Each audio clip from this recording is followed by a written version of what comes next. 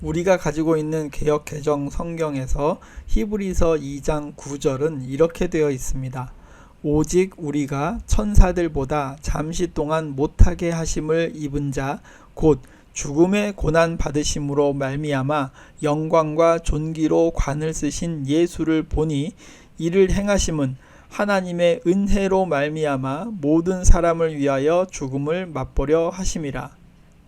거의 현존하는 모든 사본들에서는 예수가 하나님의 은혜로 말미암아 모든 사람을 위해 죽었다고 되어 있는데 몇 개의 사본에는 하나님 없이 죽었다고 되어 있습니다. 예수가 하나님의 은혜로 말미암아 죽은 것은 뭔가 은혜가 넘쳐나는 것 같은데 예수가 하나님 없이 죽었다는 것은 뭔가 많이 어색하다는 느낌을 갖고 있을 것입니다.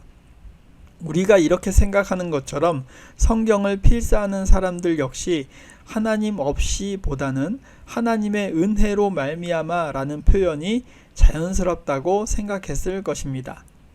이것이 하나님의 은혜로 말미암아 라는 표현으로 되어 있는 사본이 많이 존재하는 이유 중에 하나일 것입니다.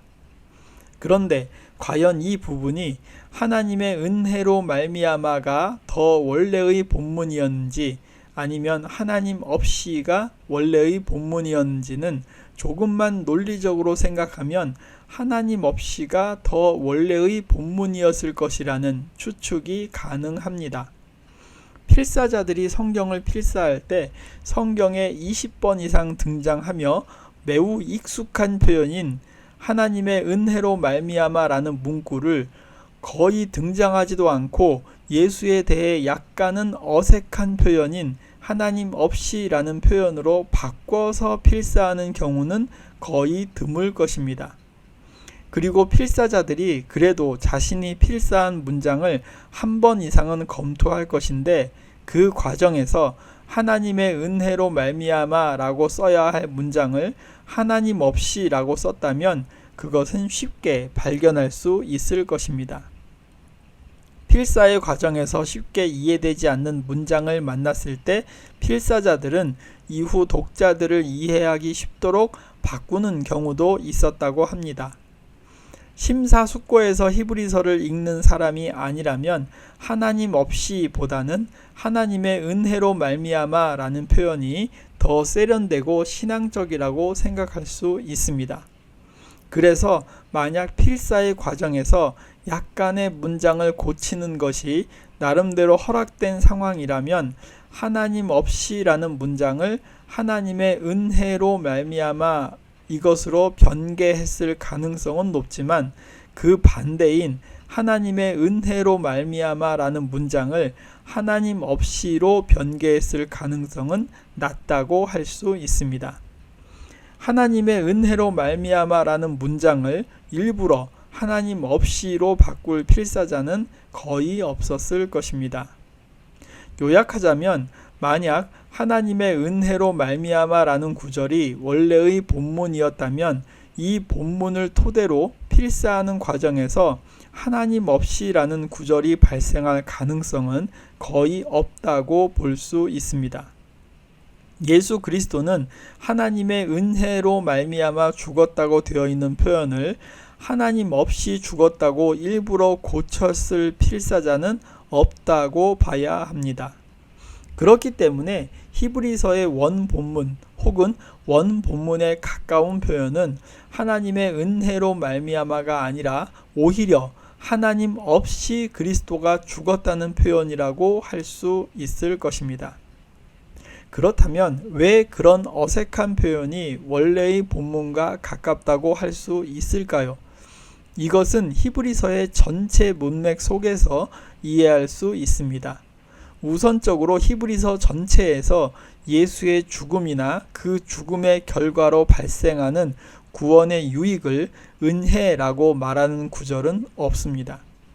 히브리서에서 은혜는 시종일관 구원의 선물과 연관되어 있습니다. 예수가 하나님 없이 죽었다는 문장은 이 말만 따로 떼어놓고 보면 이상하기 짝이 없지만 히브리서의 전체적인 문학적 맥락에서 보면 나름대로 설득력이 있는 의미를 지니고 있습니다.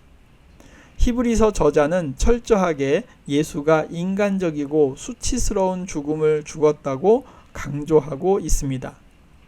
예수의 죽음 과정 속에는 예수는 철저하게 하나님의 영역으로부터 완전히 분리되어 있었다고 강조하고 있습니다. 그 결과 예수의 죽음은 죄에 대한 완전한 속죄로 인정되었습니다. 더군다나 하나님은 예수의 순환에 개입하지 않았으며 예수의 고통을 줄여주려는 어떤 행동도 하지 않았습니다. 히브리서 5장 7절을 읽어보겠습니다. 그는 육체에 계실 때에 자기를 죽음에서 능히 구원하실 이에게 심한 통곡과 눈물로 간구와 소원을 올렸고 그의 경건하심으로 말미암아 들으심을 얻었느니라. 여기에서 예수는 죽음의 직면에서 큰 소리와 눈물로 하나님께 간구하였습니다.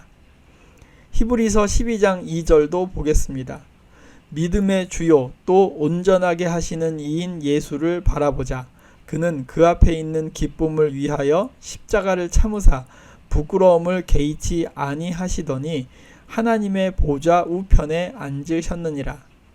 여기서 예수가 부끄러운 죽음을 참는 것은 하나님이 그에게 힘을 주셨기 때문이 아니라 결국에는 자신의 정당함이 입증될 것이라는 희망을 잃지 않았기 때문입니다. 이렇듯 히브리서 전체를 통해서 예수는 모든 면에서 다른 사람들과 마찬가지로 인간의 고통과 죽음을 경험하는 것을 언급하고 있습니다.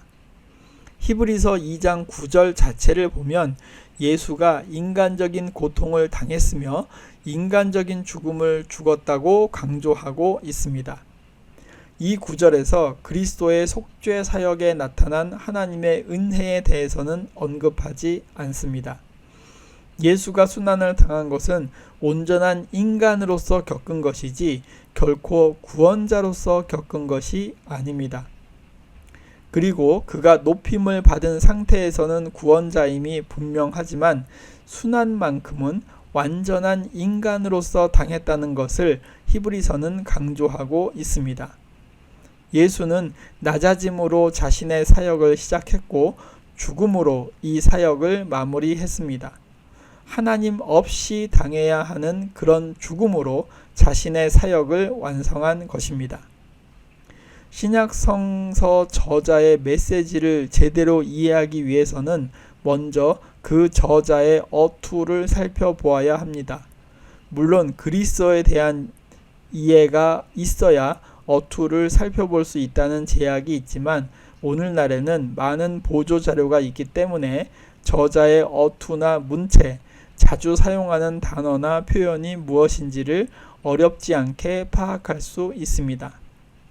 이런 전제 하에서 실수이든 고의이든 본문이 변개된 것이 어떤 의도였는지 또 어떤 상황이었는지를 알 수 있을 것입니다. 이러한 모든 과정은 성서를 보다 깊게 이해할 수 있는데 도움을 줄 수 있으며 단순 무식하게 무조건 믿습니다가 아니라 철저하게 인간의 역사 속에서 함께 뒹굴며 우여곡절을 겪으면서 우리에게 전해진 하나님 말씀으로서의 성서에 대한 재발견을 하는데 도움을 줄 수 있을 것입니다.